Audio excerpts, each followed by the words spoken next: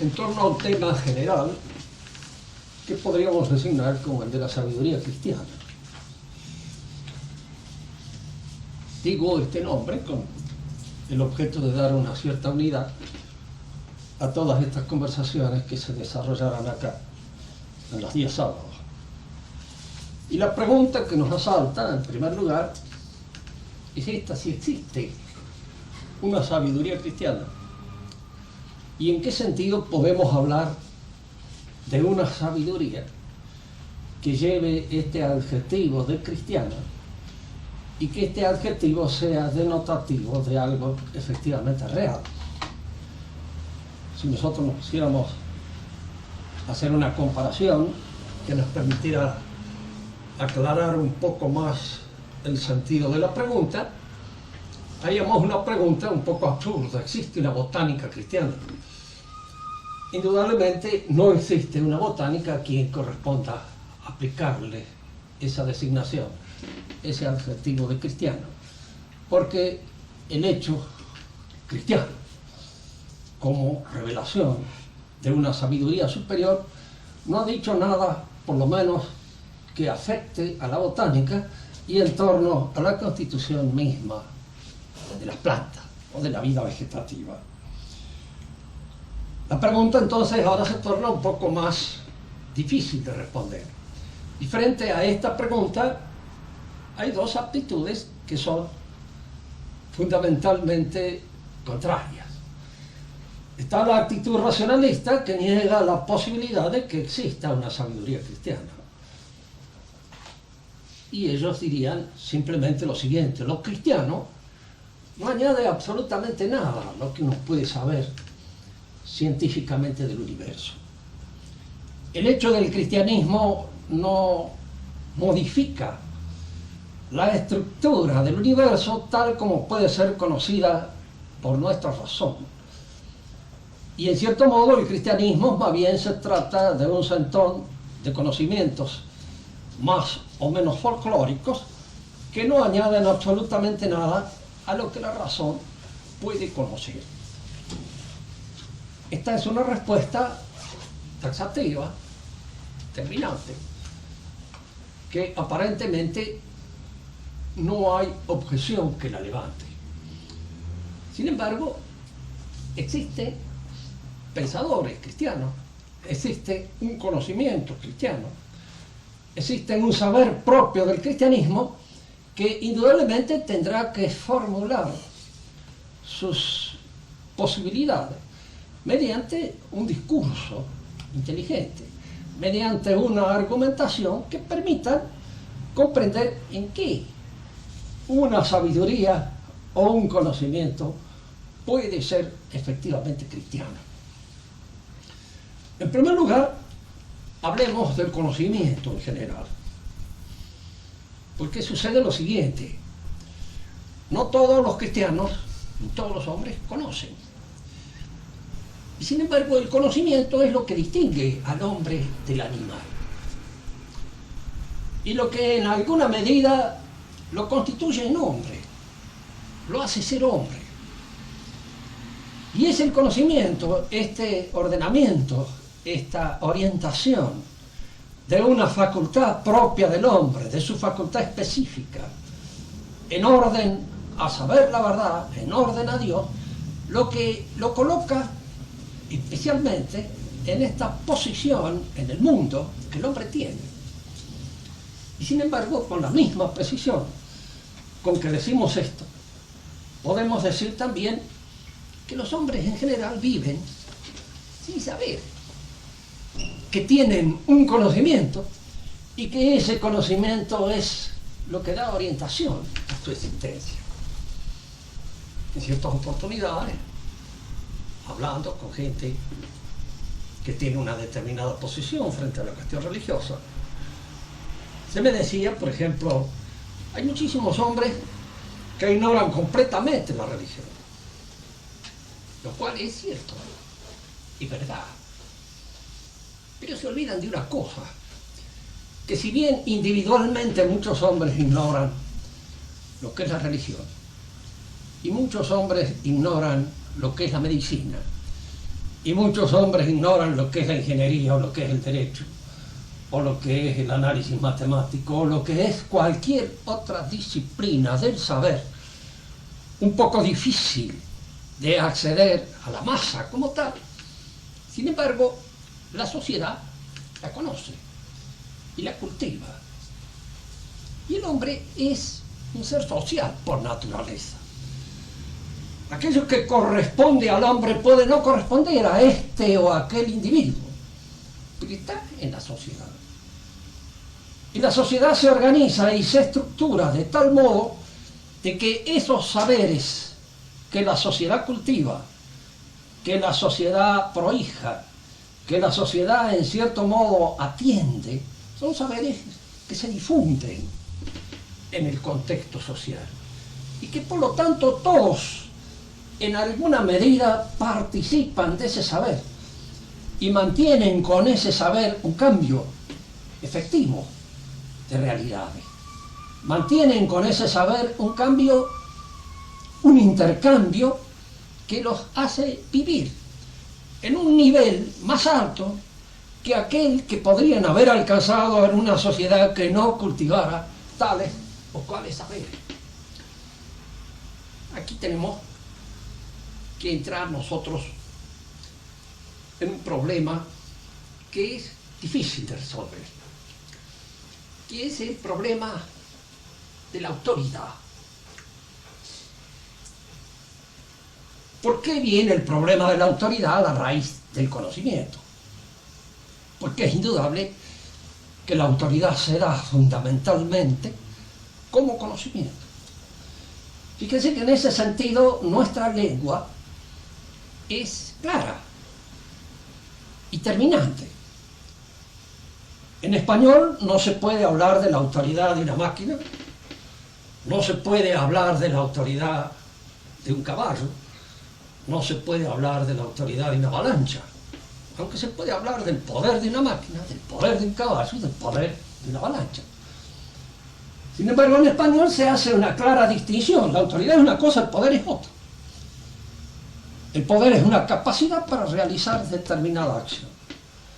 Esa capacidad para realizar una acción determinada la puede tener cualquier cosa capaz de realizar esa acción, capaz de hacer.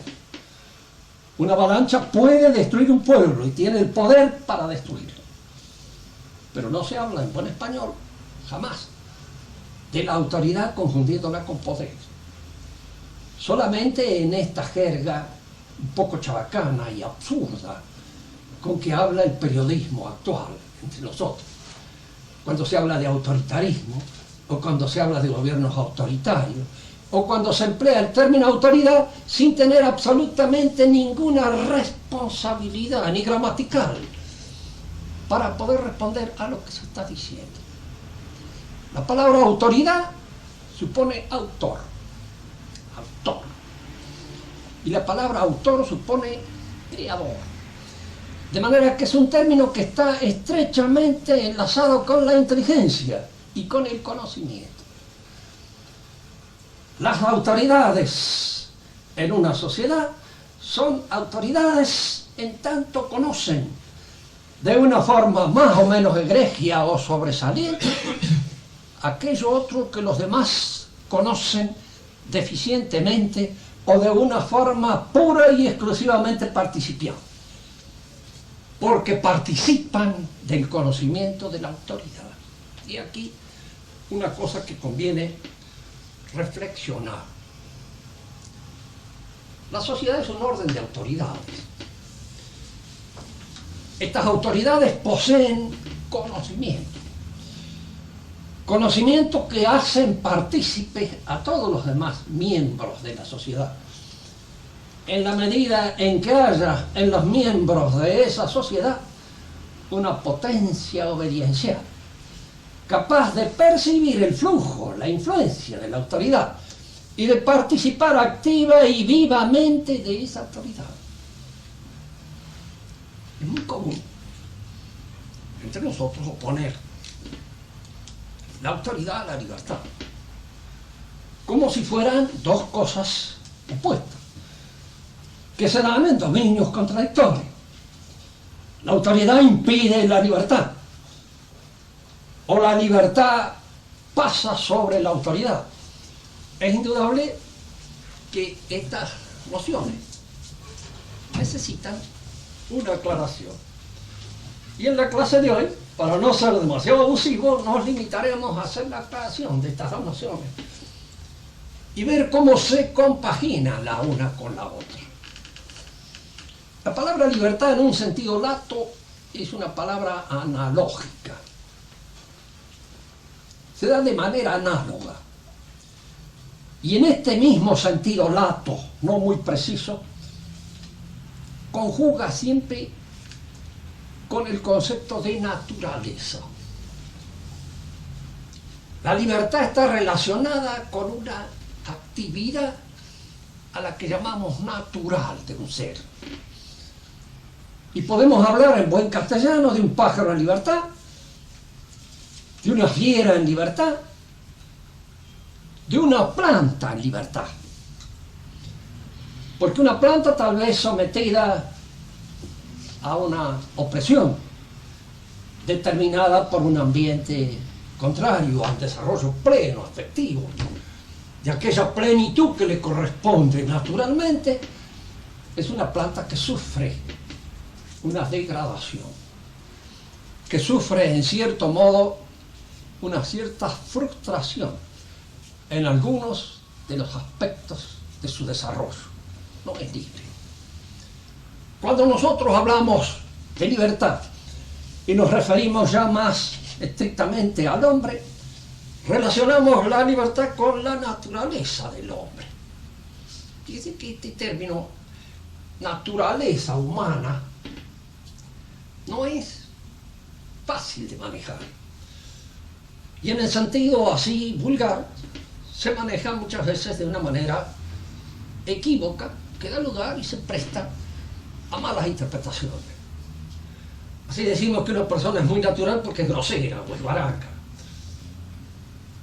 o es indiscreta, o dice todo lo que le pasa por la cabeza, o hace sus menores movimientos sin ningún miramiento por los demás, de manera que obra con una espontaneidad animal. En el hombre, la naturaleza, el principio fijo de operaciones libres, es la que está dada por la inteligencia y por la voluntad.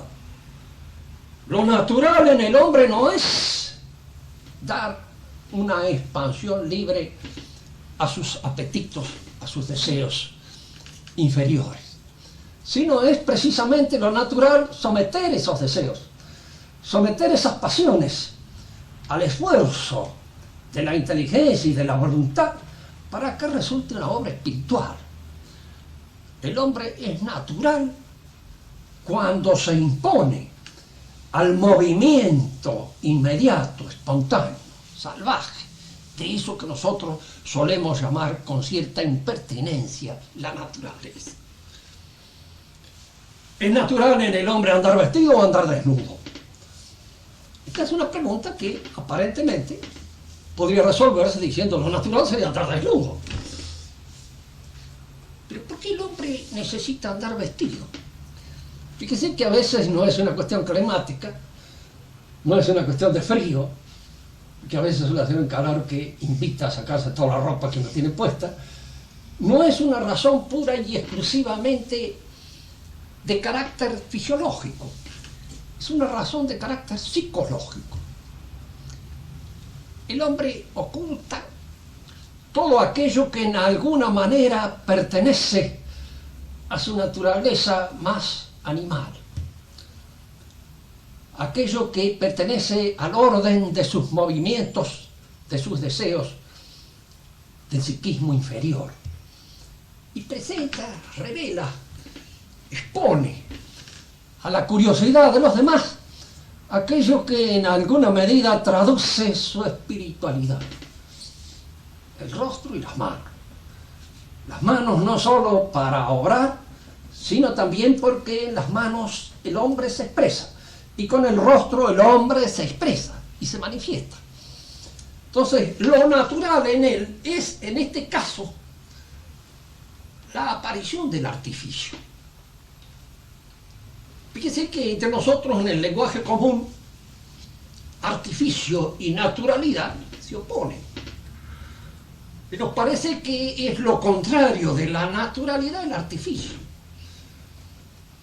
Un hombre que come sin artificio de ningún género podría parecer simplemente como realizando aquella función natural con la mayor naturalidad posible. Y sin embargo nosotros decimos efectivamente que come como un animal. Y al decir que come como un animal, decimos que no obedece a las exigencias de su naturaleza espiritual, que exige que el acto de comer, como todos los demás actos en su rudeza fisiológica, estén adscritos a una serie de exigencias de carácter espiritual. Aparezcan las exigencias de carácter espiritual, y esas exigencias son en el hombre natural, porque se imponen como una necesidad de su espíritu. Tanto es así que una de las formas de degradar a un hombre, de reducirlo, de descolocarlo frente a una situación, es hacerlo desnudar. Y que hable desnudo delante de la demás gente. Recuerdo ahora la memoria de un capitán español que honraba a España, Palacio Cuesta, cuando lo quieren obligar a desnudarse para recibir una interrogación en la Unión Ruso-Soviética Socialista. Y se negó, con peligro de su vida. Yo no hablo desnudo, yo hablo vestido, porque el vestido es lo que realiza de alguna manera por el artificio mismo que impone al hombre. Por eso decía Chesterton con mucha gracia y con mucho sentido a veces de lo que quería decir, que el vino puede convertir a un hombre en un loco, pero una cosa que pertenece a la naturaleza artística del hombre no es nunca degradante. Es algo siempre que lo enaltece, que lo coloca sobre la animalidad, que lo pone precisamente sobre ese nivel en el cual nosotros hablamos de la naturalidad, sin extremar demasiado el sentido de la palabra. Volviendo a la libertad, en el hombre la libertad es un término que se conjuga con la voluntad. Se es libre cuando se puede realizar aquello que se quiere realizar voluntariamente. Y aquello que se quiere realizar voluntariamente es el movimiento que la voluntad sigue, el bien propuesto por la inteligencia. Y en la medida en que uno sigue un bien propuesto por la inteligencia, es libre.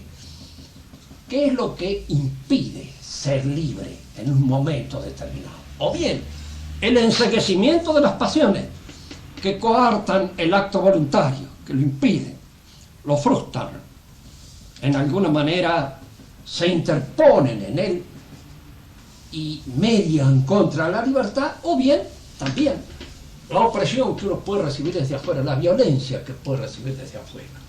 Por eso el acto libre en el hombre se opone al acto violento.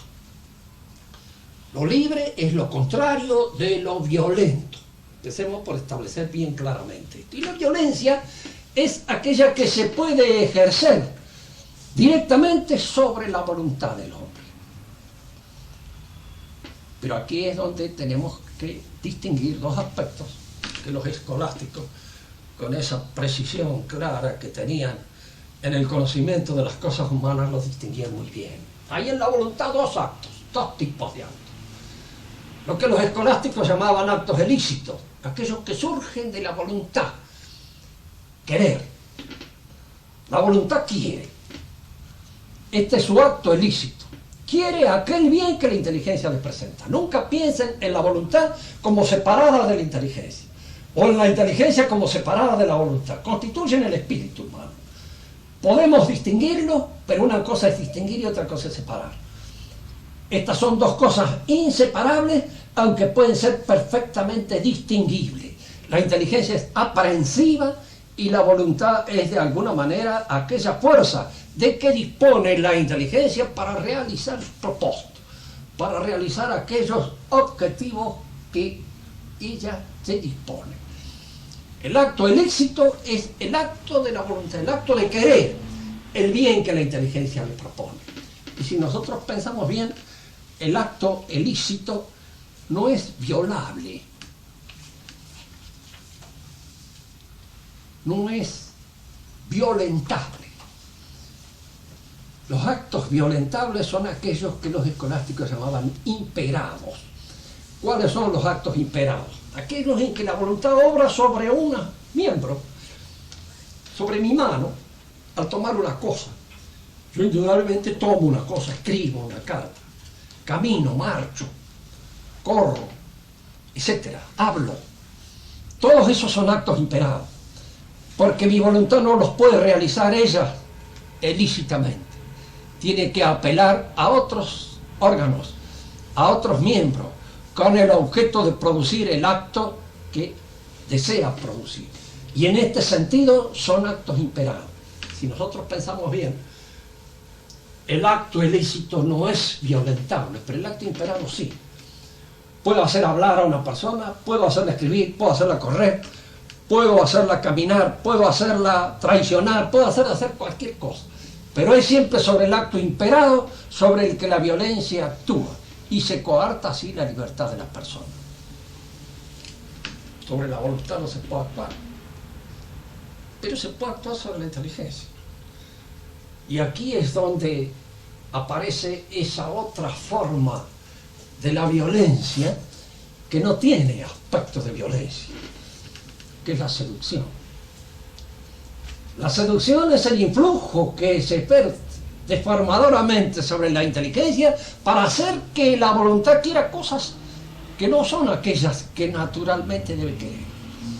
En la seducción se funda la propaganda, se funda la publicidad, se funda todas aquellas cosas que pertenecen tanto al área de nuestra civilización moderna y que son un constante bombardeo al psiquismo del hombre para hacerle preferir las cosas más bajas a aquellas más altas a las que su libertad aspira.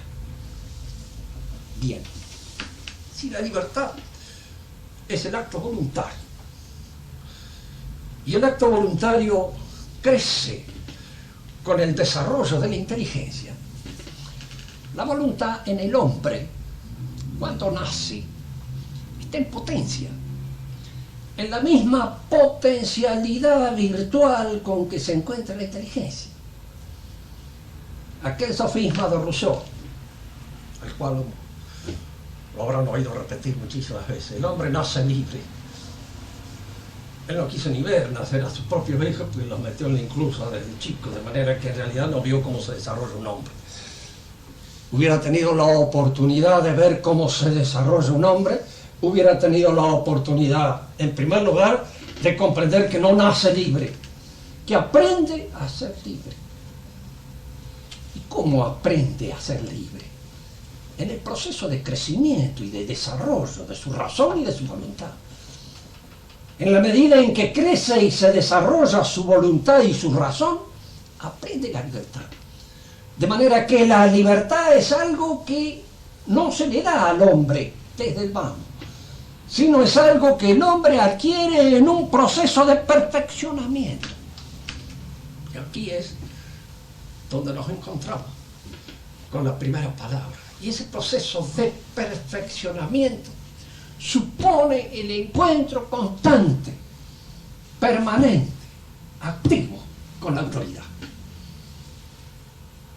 Imposible que el hombre se desarrolle en su inteligencia, normalmente, sin diálogo. La razón humana es dialógica, no es totalmente intuitiva. Hay intuición sensible, pero el proceso racional y el proceso de conocimiento es un proceso dialógico. El hombre lo adquiere en su desarrollo social, entrando en contacto con la sociedad a la cual pertenece y en la cual se forma.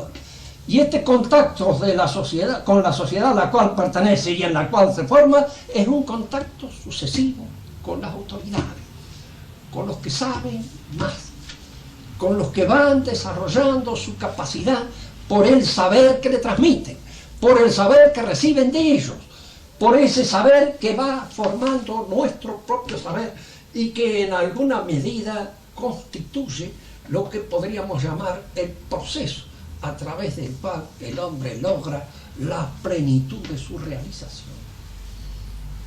Insisto en este aspecto. En primer lugar, la autoridad es un conocimiento. Se tiene autoridad en la medida en que se sabe. Cuando se pierde el saber, se pierde la autoridad. Esto aparece claramente en los gobiernos. Se puede hablar de autoritarismo. Es tan absurdo como hablar de un exceso de inteligencia. Nunca se tiene exceso de inteligencia. ¿Se tiene inteligencia o no se tiene? Siempre lo he dicho en alguna otra oportunidad, no con el objeto de repetir un chiste, sino simplemente decirlo. La inteligencia es limitada. Hay un límite, entonces uno sabe qué es lo que puede hacer un tipo inteligente. Lo que uno no sabe nunca es lo que puede hacer un imbécil. Eso es abismal. Y nosotros entramos en el terreno de esa infinitud que es la nada. Entramos en ese abismo oscuro que es la nada. ¿Qué puede hacer este idiota? ¿Qué es lo que se le puede ocurrir? Es una cosa que yo no puedo prever nunca. Pero de un hombre inteligente sí puede prever un acto inteligente. Fíjense que la omnipotencia divina, Dios goza de su plena libertad, pero no puede hacer cosas estúpidas. No las puede hacer. Diríamos, es un límite a su omnipotencia. ¿Por qué no puede hacer que un triángulo sea cuadrado, o que haya un círculo cuadrado, o que haya alguna otra cosa absurda? Porque su naturaleza, la naturaleza de Dios es inteligencia. Fundamentalmente lo que lo distingue es inteligencia. Y lo que de una inteligencia surgen son cosas inteligentes. Siempre. Inevitablemente. Imposible que sea de otra manera. Su omnipotencia está precisamente en una omnipotencia inteligente y no en una omnipotencia caótica que sumiría toda la realidad en la contradicción, en lo que fuera contradictorio e imposible de sostener. La autoridad es un saber. Nosotros, en la medida en que entramos en contacto, claro, ahora es cuando viene la discusión que siempre surgirá entre nosotros. Bueno, pero hay algunos que tienen el poder y no saben nada. Sí, claro. Y si a uno le toca un padre idiota, se embromó. No hay ninguna duda de que se embromó. El que nace de una madre sana, que al mismo tiempo es inteligente y tiene buen sentido, indudablemente tiene una vida realizada en gran parte de una manera espontánea, natural, sin tropiezo. El que nace de una estúpida va a saber lo que tiene, va a saber qué albur corre, qué posibilidades serán en él, porque es una cuestión de nacimiento. Y como todas esas virtudes no están desarrolladas en partes alícuotas, no son iguales en todos nosotros, sino que son desiguales. Y por causa precisamente del pecado del que hablaremos más adelante con más detenimiento, nuestra naturaleza no opera siempre en la plenitud de sus posibilidades. Es precisamente porque en la sociedad no se da la plenitud de las posibilidades humanas que no existe también la plenitud de la autoridad espontánea y natural. Pero se supone que el padre y la madre ejercen sobre el hijo una orientación sapiente, saben. Y en la medida en que saben, lo orientan. Y lo orientan hasta donde saben. De esa forma van educando su razón, van educando su voluntad y van educando su libertad. Esa libertad entra a través precisamente de esas autoridades con las cuales se encuentra y con las cuales siempre se encontrará en la medida en que tenga la suerte de que en la sociedad en la cual se desarrolle haya toda una jerarquía de autoridades en función de la cual él va realizando aquella perfección que le conviene. Autoridad es saber, es conocer. Y este conocimiento es el que se propaga a través de las vías naturales, normales, en que la autoridad se ejerce y es aquello que enseña al hombre a alcanzar la plenitud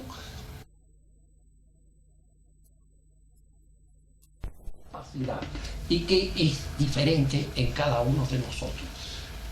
Así uno seguirá a través de las autoridades desarrollando su propia autoridad. Vamos a decir 2 palabras más antes de terminar esta conversación, que yo no quiero nunca que se prolongue más allá de la media hora, para que queden ustedes frescos y en condiciones de poder preguntarme con posterioridad para que aclare algunos de los términos. Hemos hablado de sabiduría cristiana. Hemos tratado de ver si existe la sabiduría cristiana. Esto nos ha llevado a pensar en el tema de la autoridad. ¿Por qué? Porque en el cristianismo se da el fenómeno de la autoridad. La autoridad es la que tiene la Iglesia. Autoridad para enseñar precisamente este saber que ha recibido, según la tradición, de Dios mismo. Este saber que tiene la Iglesia es el saber que la Iglesia transmite a través de aquellos órganos que son connaturales a la Iglesia. El sacerdocio, con todas las jerarquías sacerdotales que se dan, porque se empieza por el magisterio infalible del Papa, se sigue por el magisterio de los grandes doctores de la Iglesia, de todo aquello que la Iglesia ha enseñado, hasta los más modestos, que pueden ser aquellos párrocos que enseñan el catecismo, que enseñan a los niños las fórmulas fundamentales de este saber, de este conocimiento. Y diríamos que en una sociedad empieza la crisis de la autoridad cuando la autoridad pierde su saber, su conocimiento. Entonces, al perder la autoridad, su saber y su conocimiento, crea un problema de desobediencia, crea un problema de separación, de desconocimiento de la autoridad. Y al mismo tiempo que emplea o crea el problema del desconocimiento de la autoridad, comienzan las crisis dentro de un orden social determinado. La crisis actual de la Iglesia es una crisis de autoridad.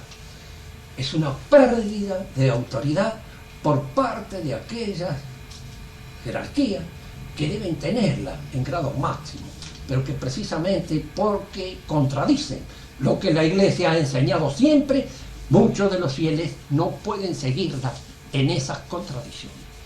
Y se abstienen de seguirla en esas contradicciones, no en lo que saben y en lo que es propio de su saber, sino en aquello que se aparta del conocimiento establecido por la tradición misma de la Iglesia. Voy a dejar planteado el problema para la próxima clase de lo que vamos a hablar. En primer lugar, ¿qué es la sabiduría cristiana?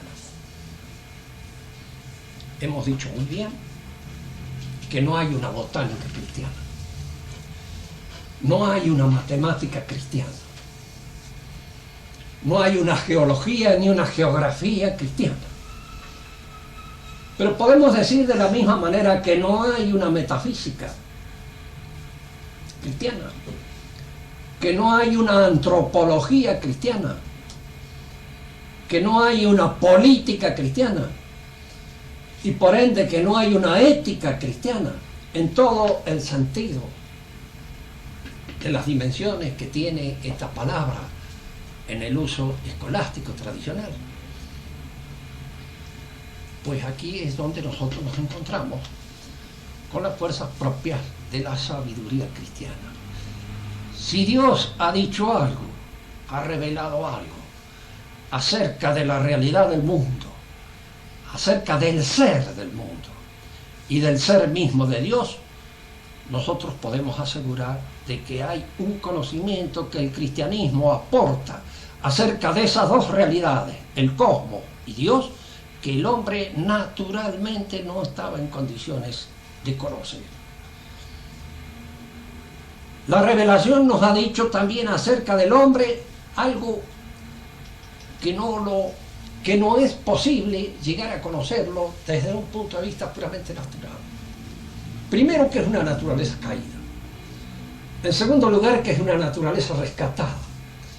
Y por el hecho de ser una naturaleza rescatada, es una naturaleza orientada hacia el reino de Dios, orientada hacia su transfiguración, hacia su conversión en otra criatura que poblará el reino de Dios allende la muerte. Y si nos ha dicho algo acerca de lo que el hombre es, que el hombre naturalmente no puede conocer, hay una antropología cristiana. Y por ende hay una ética, hay una política, hay una pedagogía que son fundamental y estrictamente cristianas. De manera que podríamos hablar de una sabiduría cristiana. Y en la próxima conversación lo haremos con más rigor, extremando nuestro análisis de los aspectos que entran en la consideración de este saber al que podemos aplicar el término de cristiano. Ahora quedan las preguntas que ustedes siempre tienen la costumbre de hacer después de la charla, para que aclaremos algún punto que pueda haber quedado un tanto oscuro. Háganmela con la mayor fuerza posible. Siempre es bueno repetir que soy sordo, pero hay cosas que indudablemente se dan cuenta sin que se los diga.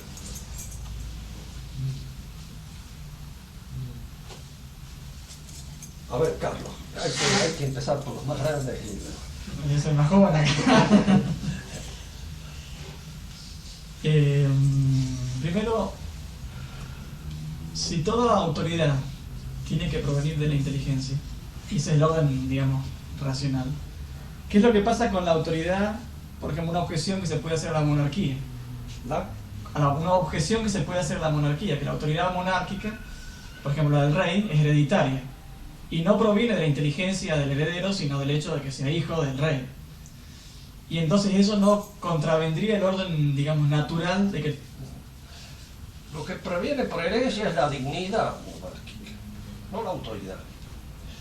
La autoridad, el monarca trata de transmitírsela a su hijo por la educación, por la formación y por la posición que ocupa. Diríamos así, es como el hecho de ser padre. ¿De dónde le viene al padre su autoridad sobre el hijo? En primer lugar viene espontánea el conocimiento natural que pueda tener. En segundo lugar, de la realización efectiva de la paternidad. La paternidad es un misterio. Es un misterio que viene precisamente de la divinidad. Dios es Padre. Y el hombre es padre en la medida en que participa de la paternidad divina. Y en tanto participa de ella. Es un misterio, pero es un misterio que al mismo tiempo se aprende. ¿Y quién le enseña a ser padre a uno? Pues el Padre. A través del ser hijo y de la relación del hijo uno aprende a ser padre. Puede ser un mal padre, eso quedan ya los elementos, por supuesto, descartados. Lo que nosotros hablamos acá es de cómo este misterio se aprende naturalmente. Y lo mismo se aprende, porque el monarca es padre. El monarca es padre. Si hay una forma de la paternidad, diríamos así, llevada a la política, es la monarquía. Y precisamente es la forma más normal, más natural, de que si el padre por ahí falla, sale mal, si el padre puede salir mal, por razones X, de enfermedad, de deficiencia, de lo que fuera, porque no aprendió bien, porque no desarrolló su paternidad. Les digo esto también porque en cierta oportunidad me preguntaba una señora, ¿por qué las mujeres no pueden ser curas? Y le digo, porque no pueden ser padres. Digo, le pasa, es la misma, tienen la misma desgracia que tienen los hombres que quieren ser madres y no pueden ser. La misma. Es decir, hay una actividad que pueden desarrollar porque está inscrita en su naturaleza. El sacerdote es padre. Y es precisamente en donde la paternidad se da en el sentido más puro, más cabal, más concreto, porque es la responsabilidad espiritual que tiene sobre su rebaño que lo hace ser padre. Las deficiencias del sacerdote están en las deficiencias de su paternidad, como las deficiencias de cada uno de nosotros que somos padres físicos, de algunos hijos, esas deficiencias nacen de nuestra incapacidad para realizarlo. En el rey lo mismo, la autoridad la aprende el rey. Fíjense que en realidad, cuando uno estudia la historia de los reyes, los ha habido inteligentes y los ha habido menos inteligentes. Tal vez uno de los más idiotas que ha habido ha sido Carlos IV de España.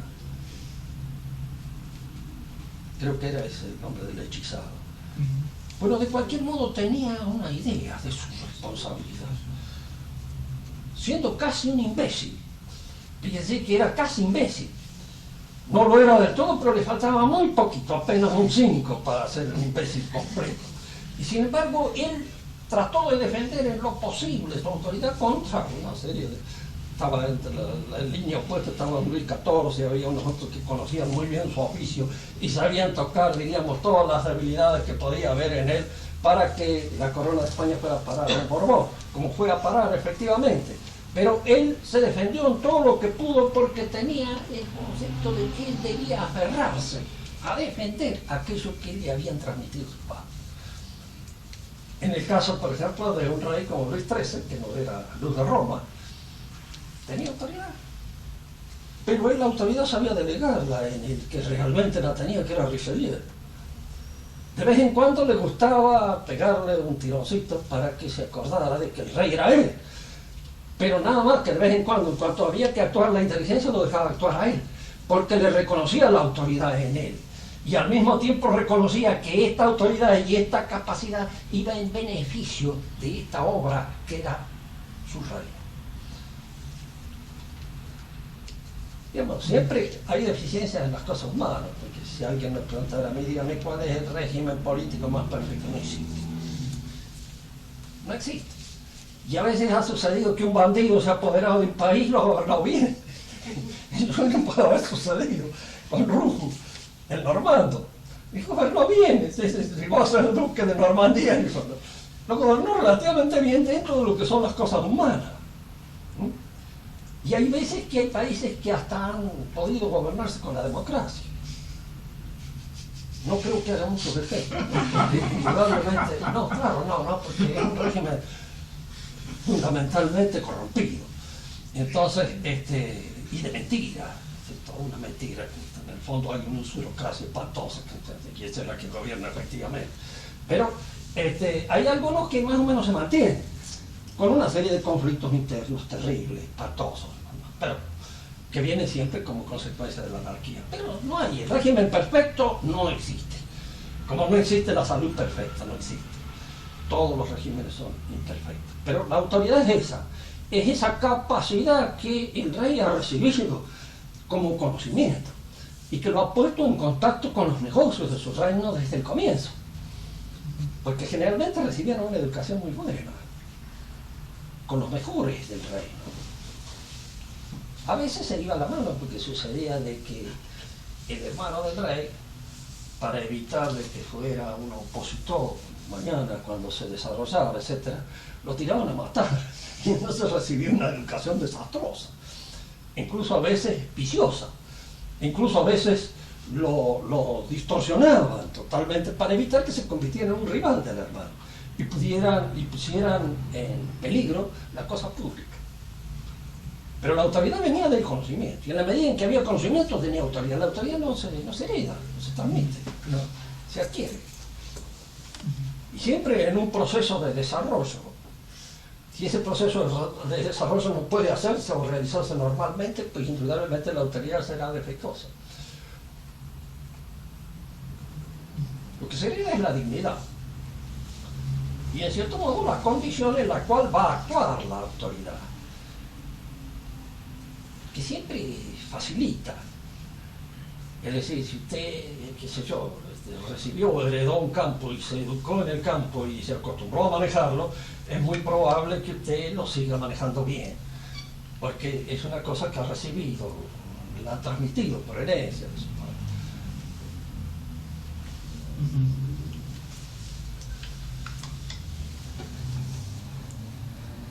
Pregunta.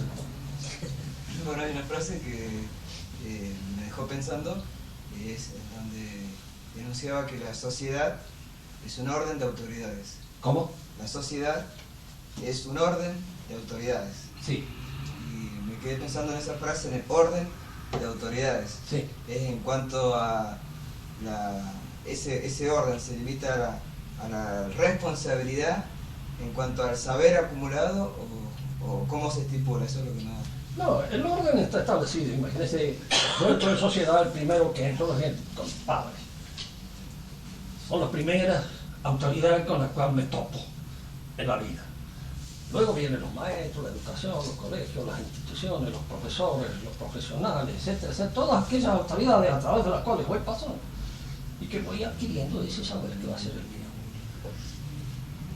Te abandona en algún momento determinado la parte de jurisdicción, de autoridad que domina sus padres para entrar en otra jurisdicción, que es la de la facultad, la de la escuela, la de la universidad, etcétera, etcétera, donde entra en contacto con otras autoridades que le enseñan y van formando su autoridad, propia autoridad. Pero sin esas autoridades usted no se forma. Por eso, ese sentido a veces de la libertad un poco absurdo que suele tener una cosa libre, entonces toda autoridad se opone al ejercicio de la libertad, como si la libertad fuera, qué sé yo, el deseo de hacer cualquier cosa. No, la libertad crece y se desarrolla en el hombre en la medida en que él madura y se realiza como hombre, y se realiza espiritualmente. Y para eso necesita, diríamos así, de la ayuda instrumental de las autoridades, que lo ayudan a hacer, que le permiten ese desarrollo. Porque de otro modo no alcanzaría ningún desarrollo. Sería un hombre solo, y un hombre solo, los griegos a un hombre solo le llamaban idiota. Que en griego quiere decir eso, solo. No sabe hablar, no sabe nada, porque no ha entrado nunca en contacto con gente que le enseñara y en lo cual el diálogo racional se produjera. Siempre la autoridad hay que deberle obediencia. La obediencia forma parte del desarrollo de uno, es una virtud. Es esa potencia obediencial que es la que nos permite a nosotros adquirir todos aquellos elementos que necesitamos para nuestro crecimiento. Sin él no es posible. Pero es allí donde también, sí, ustedes en las universidades mismas se darán cuenta de que hay autoridades y las hay mejores y las hay peores. Y en todas las cosas este ejercicio siempre se da. Otra pregunta, Carlos. Voy a acaparar aquí, me parece. ¿Por qué si hay... La autoridad es el conocimiento, ¿no es cierto? Y a mayor conocimiento, mayor perfección. Por lo tanto, es superior a la ignorancia, está sobre la ignorancia. ¿Por qué siempre estamos subordinados políticamente a la ignorancia? Sí. Bueno, ahí es donde lo que podríamos decir es esto, siempre la sabiduría política. Lo que pasa es que en la política hay una lucha por el poder. Y la lucha por el poder tergiversa el sentido de la autoridad. Porque a veces se apoderan del poder los que no tienen autoridad. Y la ejercen al buen tuntún y según sus intereses puramente privados. Es decir, diríamos que un lugar donde la autoridad juega menos es en la política actualmente. Es allí donde el conocimiento rara vez ocupa lugar. Así decía un amigo nuestro querido. En la Argentina dice es el lugar donde el saber no ocupa lugar. Entonces, el saber no ocupa precisamente lugar en la política. Siempre estas cosas, para poder hacer una respuesta linda, sería, bueno, verlas en lo concreto, ¿no es cierto? Cómo aquí efectivamente falla la autoridad y cuáles son las razones que hacen que se eluda la autoridad, que no se busque la autoridad, que hay un momento determinado en que los políticos mismos tienen interés en que no haya hombres de conocimiento en su consejo, sino que haya mediocres, completos, cabales, que les hagan hacer lo que quieran, en los cuales pueden realizar sus enjuagues y su menjurje y su robo a gusto de eso. Lo que pasa es que si nosotros entramos en una crisis de autoridad que es tremenda, ¿no? En el orden político rara vez la autoridad se da. Hay alguna, porque si no tuvieran conocimiento absolutamente de ningún género no podrían estar ni 3 minutos en donde están, porque cometerían un error feroz de entrada y entonces pues, se tendría todo el tinglado al suelo. Pero algo conocen, algo saben, y ese saber en alguna manera es lo que hace funcionar un poco el bien común del país. Es decir, de que todavía las leyes funcionen, de que haya un lugar donde uno pueda apelar, de que haya vigilantes en la esquina que cuiden el tránsito, de que haya un montón de cosas que todavía configuran una especie de sociedad. Pero, claro, la autoridad, ahora, la autoridad es eso, es saber. Por eso nosotros decimos que toda autoridad viene de Dios, porque todo saber es una participación en el saber de Dios. Todo saber.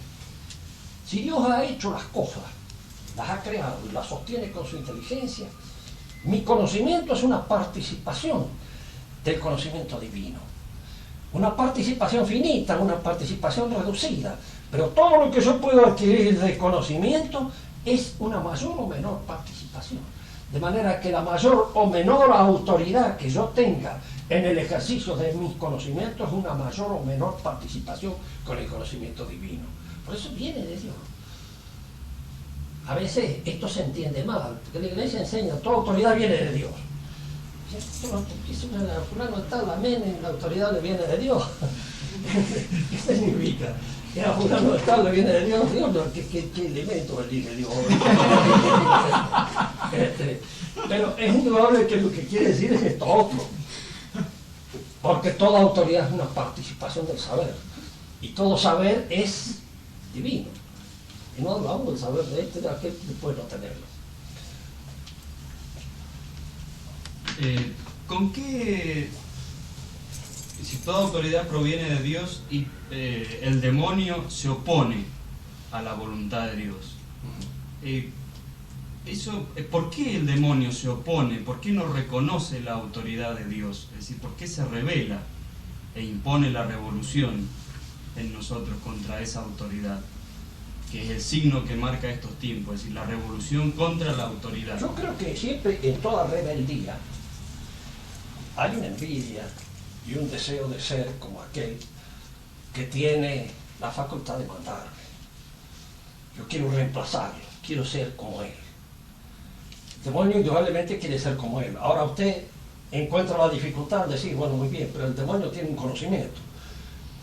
Y en la medida en que tiene un cierto conocimiento, participa del saber de Dios.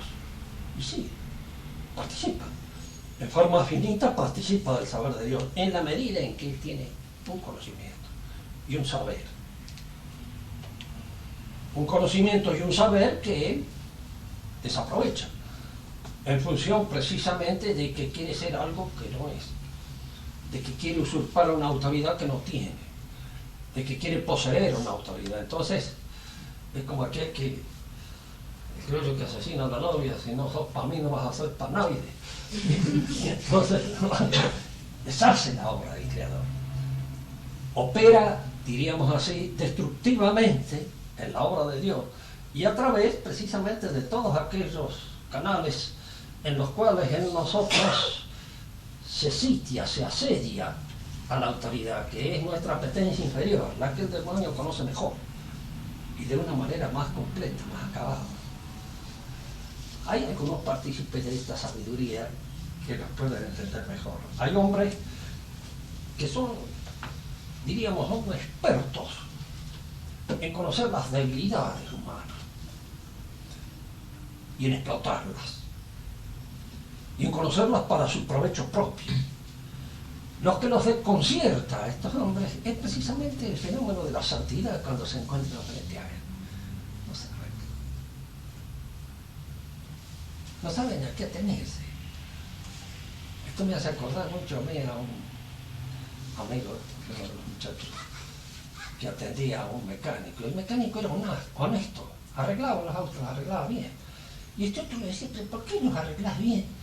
¿No ves que después ya se va y por un tiempo inmenso no vuelve otra vez a donde está? En cambio lo arreglás mal y dentro de poco lo tenés otra vez de vuelta aquí en el taller. Ah, eso no puedo arreglar mal, dice una cosa, si yo la arreglo bien o no. Bueno, esto era lo que el otro no entendía. El demonio hay cosas que no entiende, cosas que no entiende. Que si las entendiera, no sería el demonio. No las entiende. Pero lo que entiende perfectamente bien es todo aquello que de alguna manera lleva a la degradación. Cómo se puede corromper, cómo se puede pervertir, cuáles son los caminos, los laberintos que conducen a la corrupción. Eso lo conoce bien, porque son los caminos de la nada, son los caminos del no ser, son los caminos de la deficiencia. Y esos caminos, bueno, los conoce, los transita bien. Y en el demonio hay un acto de voluntad que se revela contra su inteligencia. Es decir, el demonio con su inteligencia debería conoce, participa de alguna manera en la sabiduría de Dios, pero en forma imperfecta, es decir, porque su voluntad, él hace un acto voluntario que va en contra de esa inteligencia. Pero es difícil explicarse, en primer lugar, porque si hablamos de psicología del demonio estamos hablando mal, que no hay psicología, ¿cierto? No hay psique. Entonces, ¿cómo opera la voluntad? ¿Y en dónde encuentra la voluntad del demonio lo que se le opone? Porque nosotros sí sabemos qué es lo que se puede oponer a nuestra voluntad, nuestros deseos, la concupiscencia, nuestros malos deseos. Entonces, en un momento determinado ellos pueden vencer nuestra voluntad, la haraganería, la pereza, todo eso. Pero en el caso del demonio, ¿qué es lo que en alguna medida actúa en él para destruir su juicio? Claro, con respecto a su adhesión a Dios. Si yo supiera eso, escribiría un hermoso tratado sobre el asunto y quedaría, no digo que sería famoso, no creo. Claro, porque no entiendo lo que ha llevado al demonio. Es algo que tiene que surgir de su voluntad, pura y exclusivamente. Es algo de esto, no veo otra cosa. En una mala interpretación, tal vez un exagerado sentimiento de poder, de potencia, de capacidad, lo que ha dicho de él es, ¿por qué no como Dios? Y de alguna manera es ahí donde, diríamos, su voluntad lo engaña, y su inteligencia lo engaña, le hace ver su poder mucho más grande del que ocurre. Y así, por lo que usted decía recién, parece como el demonio actúa sobre nosotros utilizando la seducción, como, Sí. es decir, para ejercer un influjo sobre nuestra inteligencia, entra por los caminos de la seducción, no de la autoridad, es decir, no puede entrar con autoridad. Entra por los caminos de la seducción. Es decir, confunde en nosotros los bienes, los valores. Hay una escala de valores frente a las cuales nosotros podemos tener una preferencia X. Podemos sentir preferencia por los valores económicos y respetar a Dios y vivir de acuerdo con el temor de Dios, pero tener una preferencia valorativa economicista, ¿cierto? Que no me lleve a mí a perturbar mi conocimiento de los valores divinos, tal como ellos son.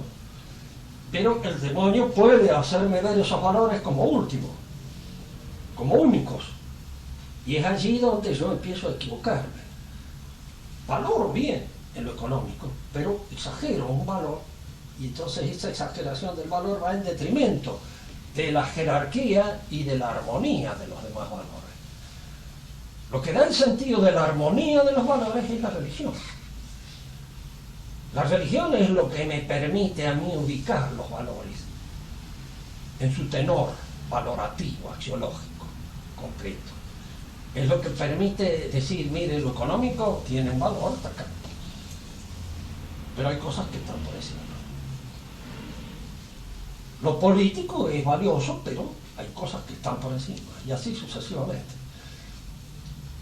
Cuando se pierde la religión, uno de estos valores asume la dirección total de la vida en un hombre o en una sociedad. Nosotros vivimos una sociedad en la cual predomina la valoración de lo económico. Lo económico se ha convertido en el polo que guía toda la vida del hombre. y que incluso llega a ser destructivo de lo económico. Llega un momento determinado en que usted, que en estas cosas tiene más experiencia que yo, puede decir, mire, esta empresa nosotros no